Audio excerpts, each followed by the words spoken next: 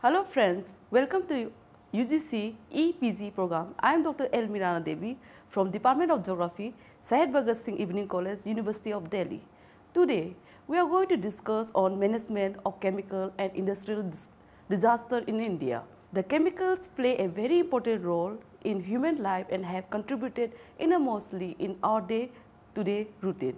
Directly or indirectly, with the events of globalizations and rapid industrialization, a phenomenal increase has been observed in chemical industries all over the world. However, in parallel to industrial growth, the risks of occurrence of chemical incidents leading to disaster have also increased in multiples. Chemicals or industrial disasters may be traumatic in their impact on human beings and have resulted in the casualties and also damages nature and properties. The elements which are at highest risk due to chemical disaster primarily include the industrial plant, its employees and workers, hazardous chemicals, vehicles, the residents of nearby settlements, adjacent buildings, occupants and the surrounding community. In addition to loss of life, the major consequences of chemical industrial disaster include impact on livestock, flora and fauna, and the environments. The vulnerability is further compounded by operation of industrial plants which are poorly maintained, not ready to handle the extreme conditions. The other major concerns are linked with manufacturing, storage, installations, poor waste management and especially the movements of harmful chemicals through transport vehicles and railway lines which may encounter the unsafe conditions while in motion. The residents are highly vulnerable if they do not know the possible dangers and have no escape plan. There might be typical adverse effect of chemicals explosions which may cause the destruction of infrastructure, especially buildings. The industrial fires may reach very high temperatures and affect large areas that may kill many people with considerable injuries. Many of the affected people may also require emergency medical treatment.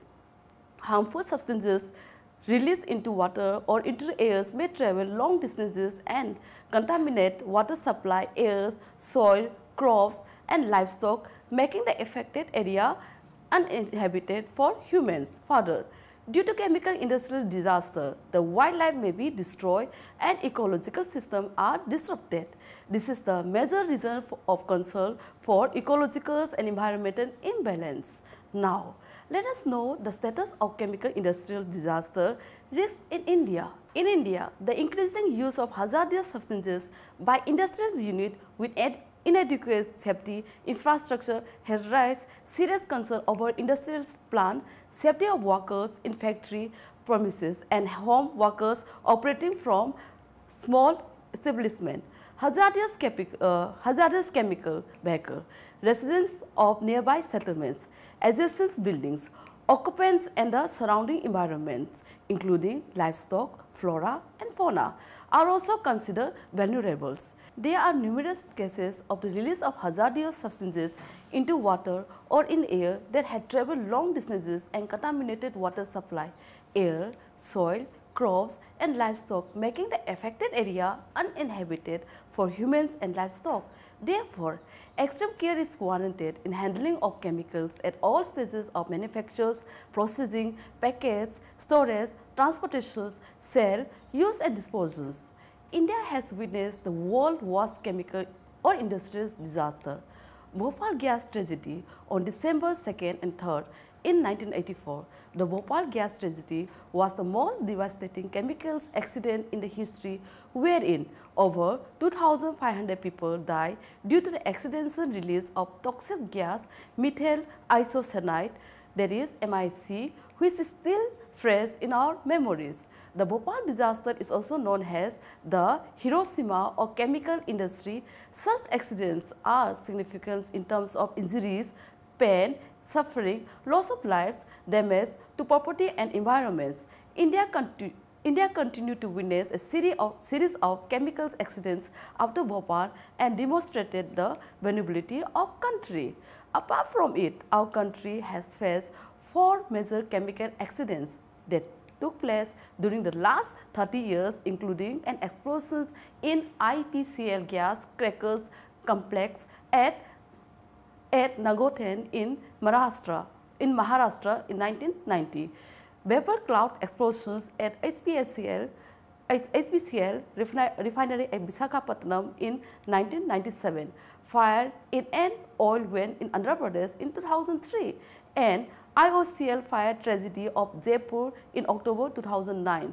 Only in the last decade, 130 significant chemical accidents reported in India, which resulted into 259 deaths and 563 numbers of major injuries. Management in India, 2011, Ministry of Home Affairs, despite the historical Bhopal disasters and innumerable gas leak, the explosions and accidents report over the years, including Jaipur oil depot fire, Bombay Port Trust chlorine leak, Sivakasi explosions, Surat IOC fire and East Godavari NG pipelines leak are still continue in the country, even after notifying the act, and the largest community is still vulnerable. Moreover, people are not adequately aware of the risks with which they are living right now.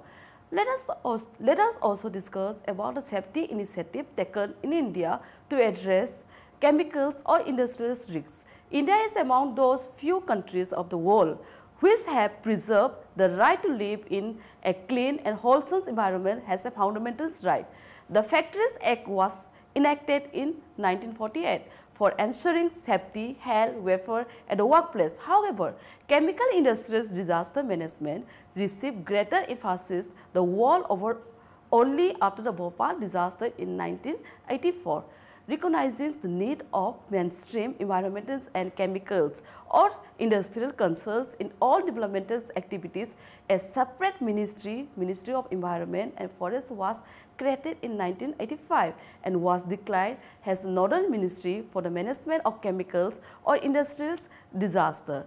Later, an umbrella act, the Environment or Protection Act in 1986, EP Act was enacted, which also deal with chemicals management and safety.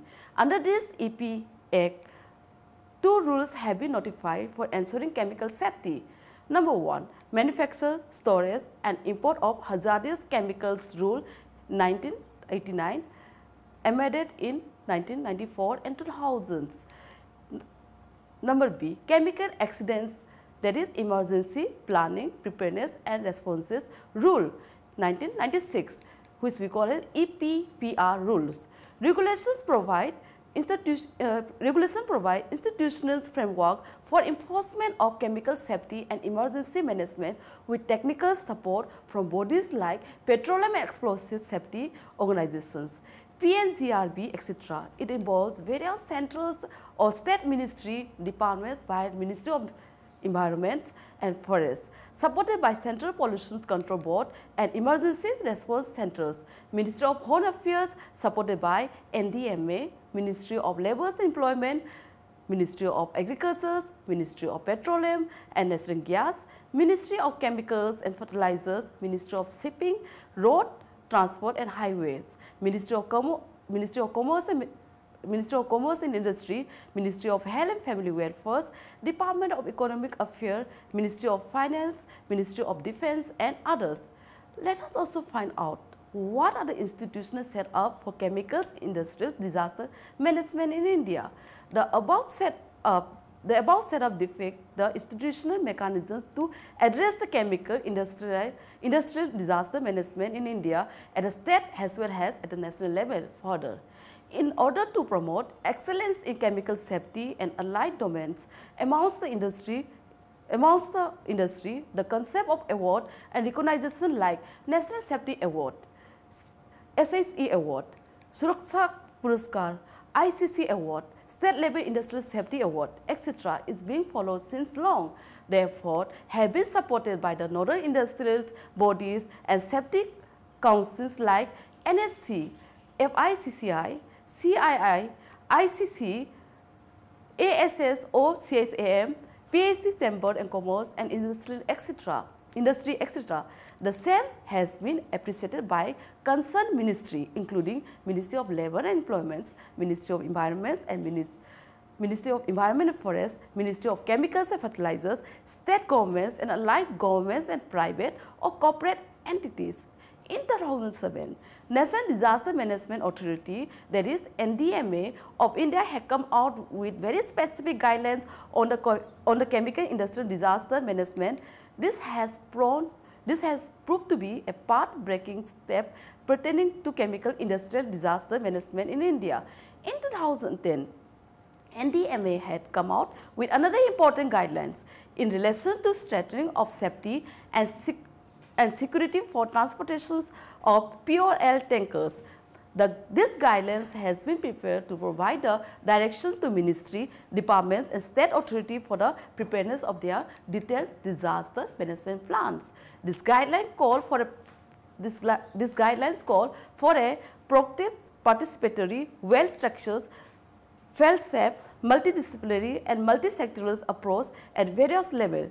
Further, the exclusive chapters in guidelines on the chemicals or industrial institutions, chemicals, installations, storage, transportations, operations, gap and mechanisms for implementations provide a very solid platform towards the chemicals or industrial safety in India. Gaps and challenges. Following are the vital gaps and major challenges need to be addressed for a robust chemical disaster management in India. Number 1, chemical industrial safety is a major concern in unorganized sector where the workers also deal with hazardous chemicals, but they are not aware of the risks posed by hazardous substances. Generally, in this sector, neither Factories Act nor any other rules or policy is applicable directly because in most cases, the strength of workplace is shown less than 10. Number 2, based on the Central Act, the state have notified their own rules which are yet to be debated which subject to chemical accidents prevention, preparedness and mitigations. It is a big challenge to bring out clarity on complex reporting structure, roles and responsibilities of concerned stakeholders including ministry, department, industry and NGOs. Number 3, national and regional level training institutions are struggling for the resources like adequate manpower and infrastructures. They need to be further upgraded because right now there are about 1,864 MAS units and there are many SMEs exist in the country. There is no standard database at national, state or district level with reference to all chemical entities and its expected disaster management requirements. Number 5, there are very few chemical industries units in our country which has state-of-the-art technology with adequate safety margins, including the backup system and fail-safe materials of constructions. The advanced instrumentations like DCS, there is distributed control system is also essentially required, which can directly take corrective actions without operating itself. Number 6, in India, there are no heavy penalty provisions for defaulters of safety norms. Usually, the defaulters get away with a meager penalty amount which does not encourage the safe environment. Generally, routine safety checks are also not carried out seriously by agency. Number 7, there are not enough budget for safety provisions. Fund to be earmarked for the activities to strengthen chemical disaster management routed by respective departments or entities. Number 8, the enforcement of public liability insurance, that is PLI Act, is an issue which need to be strengthened at the earliest. There is a serious lack of awareness of existence and provisions of the Act among stakeholders. Further, the statutory provisions to be strictly implemented and immediate relief under the PLI Act need to be revisited. Number 9, chemical disaster issue are looked after the Department of Labor at state levels, whereas at central level, Ministry of Environment and Forest is the northern ministry under various statutes and law.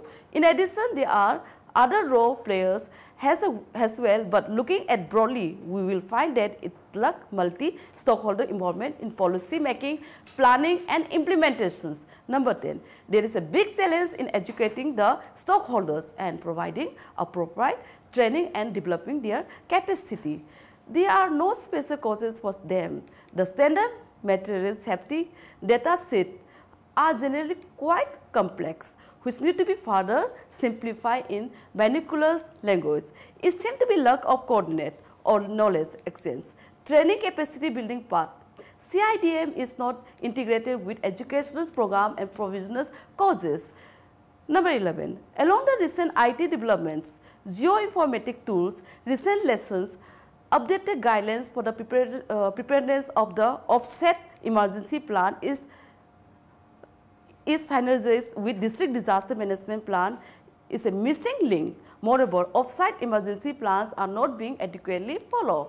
Number 12, national disaster-induced scenarios, including safe structures, storage, etc., are expected to be part of subsequent planning and design concern, but it is adequately addressed.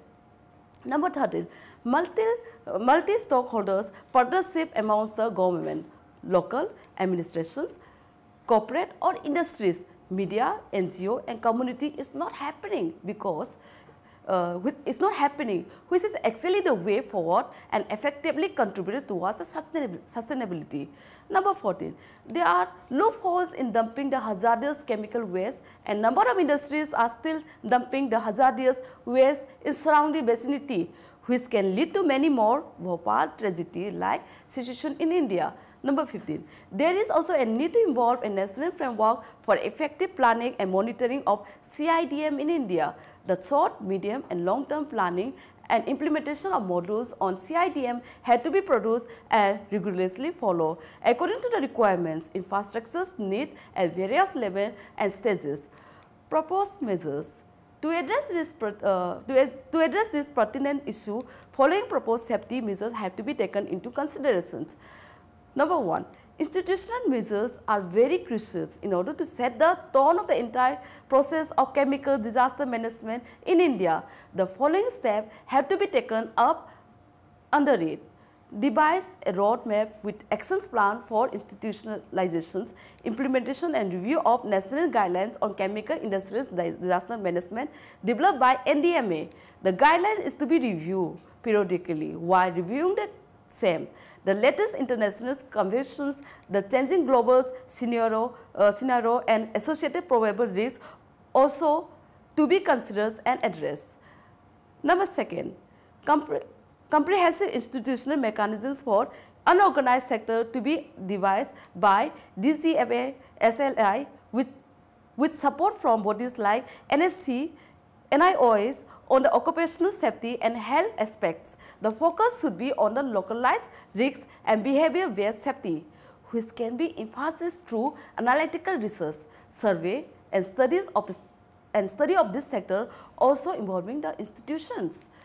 Number 3, upgradations of specialized national or state level institute in the field of chemical industrial disaster management, which can be undertaken training capacity building, research consultancy and advocacy activities in order to support the government and the entire chemical industry. Further, at the zonal or state level, specialized institutions with adequate capacity, sufficient resources and upgraded infrastructure to be institutionalized. Number 4, integration of state and district disaster management plan on chemical or industrial aspect along with standard operating procedures is interlinked with state and district level natural disaster management plan and regularization of the same in line with a comprehensive national level contingency plan. Number 5, medical emergency management plan should be the inherent part of the onset and the offset emergency plan. It should also contain the list of toxicant and the hazardous effect, availability of the antidotes, personal protective equipments, medical equipments, patient evacuations plan, the concept of mobile hospitals to be promoted. Further, dedicated team of the medical expert to be made available to handle emergency pertaining to CIDM. Number B, Regulatory measures are access drivers for implementations and adherence of robust chemical disaster management mechanism in the country. The following points need to be addressed under it. Number 1. Adherence of the offset emergency plan is essential as per the MSIAC rules in 1999, Schedule 12. The district collector is required to oversee, govern and update the offsite emergency plan for industrial pockets in consultations with all stakeholders. The draft plan should be prepared by concerned hazardous unit and approved by district administrations. The same should be rehearsed at least once in a year in a required manner through mock drill. Number 2, Emergency Response Center to be mandated ERC under the Chemical Accidents Rule. Under the Chemical Accidents Rule 1996, ERC should be integrated with medicals, fire, civil defense, NDRF, SDRF, police and emergency responder in order to cater to emergency involving hazardous chemicals. Number 3, strict provisions to be made to penalize the defaulter unit in case of the non-adherence of Factories Act 1948, EP Act 1986, PLI Act 1991 and other allied rules like MSIAC, EPPR, etc. and regulations pertaining to chemical safety, prompt action to be taken against defaulters. Chemical units which are dumping hazardous waste in unsafe manner also to be penalized. Number C, preparedness measures are highly critical, being the integrated part of the entire chemical disaster management process. These measures play a very important role to address risk management on the ground. The following point to be addressed under the same. Number 1, measure accident hazard unit-wise. A comprehensive risk mapping has to be carried out according to applicable risk to the society. Hazardous chemical category-wise standards, operating procedures have to be laid down at the district level through district crisis group. Further, at the sub-district level, specific guidelines to be issued and disseminated amongst stakeholders through the local crisis group. Number 2, to optimize resources, a comprehensive disaster management resources network has to be developed under which a database has to be maintained, which will provide locations-wise inventory status of the available manpower, including volunteers, equipments, and other allied informations. DRMN will supplement initiative of mature aid response group in industrial pockets and will also promote the concept of pooling of resources. Number 3, to strengthen existing capacity at district levels, the emergency operations centers to be fully equipped with all required means of communications and coordinations during emergency, including dissemination procedure of warning, contact list of nodal persons. Number 4, to educate different stakeholders, including plant employees, field workers, NGOs, community representatives, specific training modules to be developed on chemical disaster management. Based on that, periodic trainings and retrainings programs to be conducted. Number D, operational measures. Looking at the current CIDM scenario in India, it is clearly observed that operational measures including industrial or chemical installations, shortage and transportation of hazardous chemicals and on-site safety are the prime area of concerns. To address this crucial operation issue, the following point to be addressed. Number 1, industrial or chemical installation and storage of hazardous materials are highly critical. To address this pertinent issue, the regular testing of critical equipments, HAZOP, that is hazard operability, hazard analysis, study to be carried out for the early identification of hazards. Further, subsequent action to be taken to address the concerned issue. Number 2, for safer transport of hazardous chemicals, the MAS units are recommended to follow certain procedures prescribed under the NDMA guidelines. These guidelines cover specific technical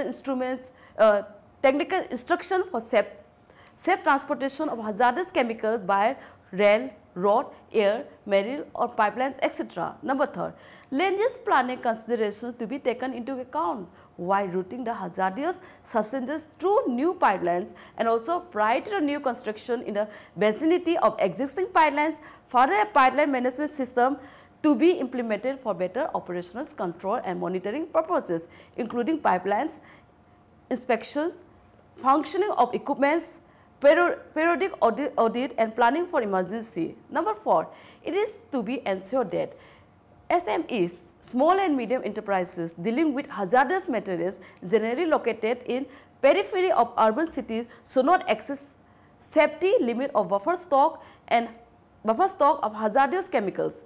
Hence, these situations can lead to a potential chemical disaster because in this SMEs,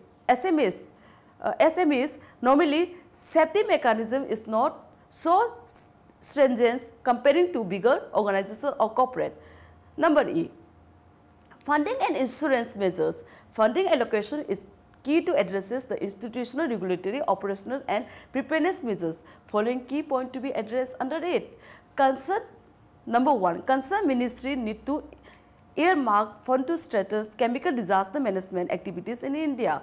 Example, funding provisions to be made by one ministry for institutionalizing of chemical disaster management related national or state level technical training institute, resources allocations and further up gradation and strengthenings of the same on priority. Number 2, extend supposed toward preparations of exclusive disaster management plans, off-site plan, provide trainings, conducting mock drills in line with chemical aspect, further equipment emergency operation centers, DCGs, LCGs, inventorization at district sub-district level. Number 3, MAI's installations are required to take third-party insurance under PLI Act for providing relief to victims in case of chemical accidents. Further, for carrying the hazardous chemical, the provision of insurance of driver, attendants and the vehicles is said to be strictly ordered. F, building sustainability through multi-stakeholders partnership. For real success of chemical disaster management, it is essential to have a multi-stakeholders partnership among partners. After paradigm shift from release-centric approach to prevention, preparedness and mitigations, role of stakeholders have become very crucial. The government, including district admin, local community, NGOs and chemical units, all players have to come forward and work together the chemical safety. In the recent past, a gap has been observed quite often between chemical units and the local communities. This needs to be addressed at the earliest for the safety of everyone here, especially the chemicals units who come out of their plant cell to sensitize the surrounding community and other stakeholders. In general, NGOs are very near to common man as they work with community at the grassroots level. Therefore, NGOs' presentation in local crisis group is highly important to bring issue on board to the notice of government, including district level admin, chemical units or corporate and allied local agency. Finally, it is government job to govern and oversee implementation of chemical disaster management and the adherence of regulatory mechanisms for safety and security of everyone in line with the same. Major responsibility of the stockholders for management of chemical industrial disaster. Number 1, chemicals or industrial unit as part of the major risk prone unit. This should specifically address the following. Number 1. Number A, units should adopt advanced technology which should include risk mapping, testing of critical equipments, safe handling of chemicals and periodic in-plant safety check, etc. B, comprehensive emergency plan to be prepared and follow across plan, including roles and responsibility of all the concerned. C, address community safety rigorously through initiative like corporate social responsibility, train the NGOs, community representative, nodal officer to deal with emergency situation. All chemical hazardous units should take their third-party insurance to provide relief to victims.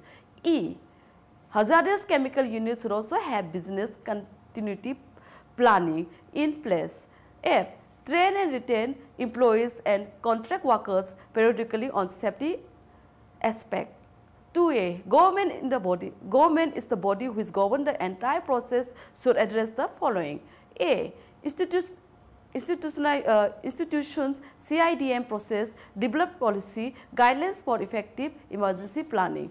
B. Oversee the adherence of applicable law, periodic review of guidelines, acts and rules, devise mechanisms for inspection of risk-prone unit and associated chemical safety parameters. C. Design programs on CIDM awareness, push the chemical unit and local authority for the same. D. Funding provisions for CIDM initiatives to maximize outstretched allot budget for emergency centers. 2B. District authorities, being the nodal agency at unit level, district authorities should address the following. A. Responsible for institute emergency plan, various departments and community to be trained and equipped to deal with such disaster. B. Facilitate district and local crisis group to strengthen emergency preparedness response. C. Equip emergency operations center to meet all communication and coordination requirements. Optimize resources, that is manpower, equipments by maintaining disaster management resource network. D. Institution government initiative for community awareness by various communications means. Third, NGO have very crucial role to play in CIDM. They should address the following points. Bring concern safety issue of community on board through local platforms to district admin and chemical unit. B. Work in partnership with all the stakeholders, assist, that is chemical unit, admin in community awareness. C. Assist chemical unit and admin in preparedness and implementation of emergency planning. D. Get trained fast and later sensitize school, hospital and vulnerable community on CIDM. 4. Community being the most vulnerable entity should keep notice of the following point. A. Should follow the safety precautions recommended by chemicals unit, district admins and NGOs and provide support in volunteers activities.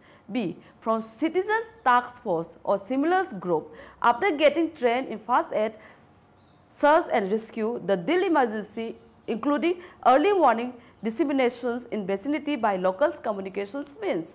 C. Train other members back at home to deal with disaster situation. D. Report unsafe observations like chemical spillage, leakage, fire accident, etc. to district or locals or crisis group members or NGOs or RWS or police in the vicinity. So, apart from individuals' responsibility of all the key stakeholders, further by developing the multi-stakeholders partnership amongst all the partners through platforms such as district levels and local levels, crisis group, the sustainability of chemical industrial disaster management can be enhanced further and last long successfully and effectively for a safer tomorrow. Thank you.